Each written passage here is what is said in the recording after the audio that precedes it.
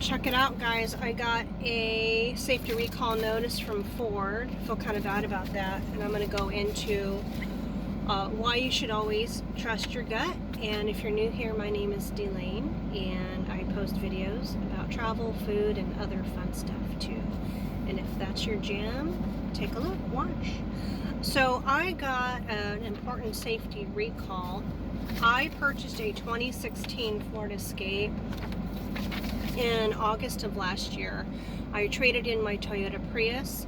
Loved having a hybrid. Really needed something that was newer and had obviously less miles, but I wanted something that was going to be all-wheel drive. So I went with a Ford Escape, and my reasoning for that was it was a fleet car and had all of the oil changes and had no dents, very few scratches, so it was in really good shape. It did not have any bells and whistles, and I was totally fine with that. But I wanted something that was going to be a little bit tougher to drive the mountains, to drive not only in the city but in the middle of nowhere, bumpy roads and up the hills and the mountains and all that good stuff. So that's why I got it. It was going to be bigger, higher up for me, and I really didn't care for it. And no shade, nothing malicious towards Ford Motor Company. I didn't care for the way that it drove. The seats were not comfortable. I did not like the console, didn't like the layout, and I just didn't have a good feeling about it. I want to make sure that people know that you got to follow your gut. And when I traded in my Toyota Prius, I sat there in finance, and I financed it because I wanted to have something on my credit report that I was paying on. I actually bought a warranty for the vehicle because something in my mind said, you're better safe than sorry. And here's what happened. A month later, I was coming westbound, coming back from 14, which is, if some of you are familiar with California, that's desert, like desert, like Mojave, Barstow. I was headed towards the 58, like Tehachapi. So I was headed back towards the Central Valley. And I had an engine light on in the Ford Escape. And not only was it, oh no, what do I do? There's nothing out there. There's no gas stations. There's very few places to eat. They have call box out there. So if I really needed to get out and walk, I'd have to walk to the call box. I do have AAA, but I didn't want to mess with all that. So I ended up with that engine light. I drove all the way home, and I was starting to panic because if you're like me and you do travel, I travel by myself and I travel for several days. So I am on the road. I've got my snacks. I actually have my jugs of water, my hotel water that I fill up, so I'm saving money, not buying bottled water and all that good stuff. I drove all the way home with an engine light on. I took it to the dealership, gave them my warranty information, and it was a solenoid that had, they said, broken or was faulty, wasn't working, and then there was a big mess of some sort of liquid all over the car, right? Because I drove it home. It took them 4 weeks to get that part, and that's because all the shipping is late, no matter where you're at. All the shipping, right? So I got that fixed. I ordered new tires, and I drove it for a couple more weeks, and then I thought, you know what? I'm really not happy with the car. Again, right? Not trying to be negative. Not trying to be negative to Ford here, but I said, I'm just not happy with it. So I started looking online for Toyota RAV4s because I've had a Toyota before with a previous company. I was on board with a merchandising company, and they were nice enough to grant me the use of a car with a gas card, and it was a Toyota RAV4 because I had merchandising material in the back, clip strips, marketing wobblers in English and Spanish. I had racks that I could put together with nice graphics on it for that company that I was promoting and upselling for.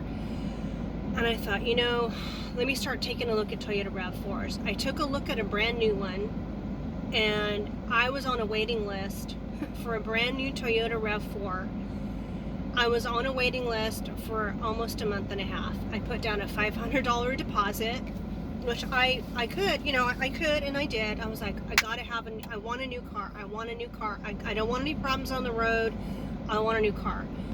Well, I was due to leave again, because I leave for a couple days. I was due to leave, and I stopped into the Toyota dealership that's local, and they said, well, we have some bad news. Your new car that you ordered, cream color with the nubuck, nice caramel colored, you know, seating, not fabric but the other material, it's stuck on the dock. They're having some issues with parts that may not have been included, or they're waiting for your new vehicle.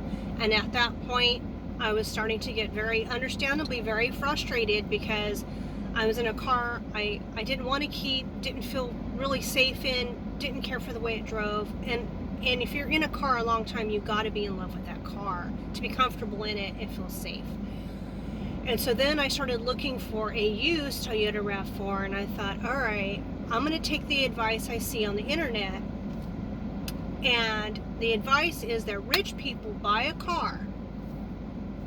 They buy a car that's 3, 4, maybe 5 years old. Okay, so this is where I got two-tone, because this particular model is, it's an adventure model. So it does have upgrades that are factory installed. They're not installed by a secondary person or company. And I know how Toyotas drive. I'm familiar with RAV4. I know how they drive, familiar with the console and all the good stuff. So I ordered that car to be delivered to a local dealership, and I had to pay $99 for them to ship it. Ain't no thing, right? Fine. Okay.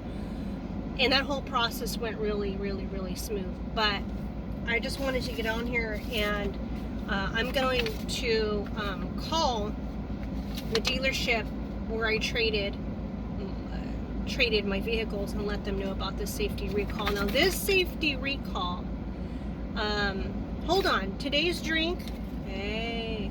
Now, I drank a Defy Boost Plus Immunity. This was great, and it tasted really good. It wasn't too sweet, it wasn't salty. And by the way, I'm parked at a community park, and that's why you see all these cars passing by. I am not sponsored by these people yet. Wink, wink, wink. Hello, right? Hello, wink, wink. This is black owned, this is veteran owned, and women owned. If you're like me and you want to look for mom and pop restaurants, mom and pop owned companies and businesses, this is right up my alley. Terrell Davis, I hope I'm saying your name correctly. My apologies if I don't. This is 0 added sugar, so it's for, it has elderberry, beetroot, has electrolyte, natural flavors, energy, focus, and 80 milligrams of caffeine. So I'm going to put that there. I paid for this with my own money. I don't have a receipt with me, but I drank it all. It's gone, but it was good. I like it. It's great.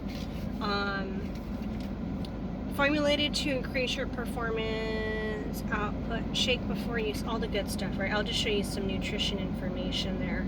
Okay, so that's what I drank. It was good. I'd buy it again. More than happy to buy it again. More than happy to be sponsored. Wink, wink, nod, nod. Okay, so let's get down here. So it says, what is the issue? Because when you have a safety recall notice, they show you that on there.